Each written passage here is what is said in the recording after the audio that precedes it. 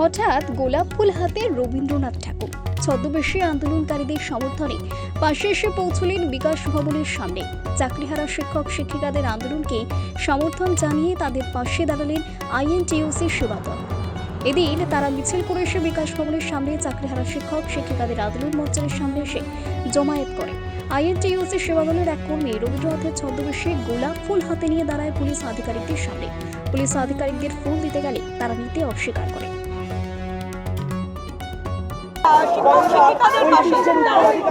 না, আমি সেটা জানি না। আমি আগেই বললাম যে আমি একজন শিল্পী। আমি কখনো বিভিন্ন সাজে আমি সাজি। সে রাজনৈতিক দল হোক, যে কোনো ব্যাপার হোক, আমি আসি। ওই যে আমি একটা কথা বললাম যে এরা এই যে শিক্ষকরা আজকে পথে নেমেছে, চাই তাদের দুঃখী হয়ে তাদের পাশে দাঁড়াতে এসেছি, এইটুকুই আমি বলবো। হ্যাঁ, তাদের আমি দিয়ে বলছি যে আমি তাদের এই ফুলটা দিয়ে বার্তা দিতে চাই যে আমি তাদের পাশে আছি। তোমাদের সবার ভালো হোক, যারা যেটা চাইছে সবার ভালো হোক। আমি কার কোনো বলবো, আমি শিল্পী হিসেবে বলবো সবার ভালো হোক, সবার জয় হোক, শান্তির বার্তা ভালো হোক। ওনারা নেবেন না, ফেরত করে দিয়েছে। নেবেন না। আইপিএস থেকে সবাই হচ্ছেন ভদ্র। বলুন, টিচার শিক্ষকদেরকে মেরেছেন, ওটা ভদ্র কাজ, বীর পুরুষের কাজ ছিল। কিন্তু আমরা যে রবীন্দ্রনাথ ঠাকুরকে নিয়ে এসেছি, ওটা কাপুরুষের কাজ বলে ওনারা নেবেন না।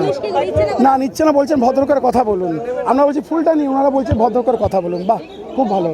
আজকে কবিগুরু রসাতালে চলে গেছে। আমাদের শিক্ষকদের মার মানে স্বামী বিবেকানন্দকে মেরেছে। শিক্ষককে মারা মানে আমাদের পণ্ডিত ঈশ্বরচন্দ্র বিদ্যাসাগরকে মেরেছেন। শিক্ষককে মারা মানে কবিগুরুকে মেরেছেন। এই বাংলায় এই কি হবে কি জানি না।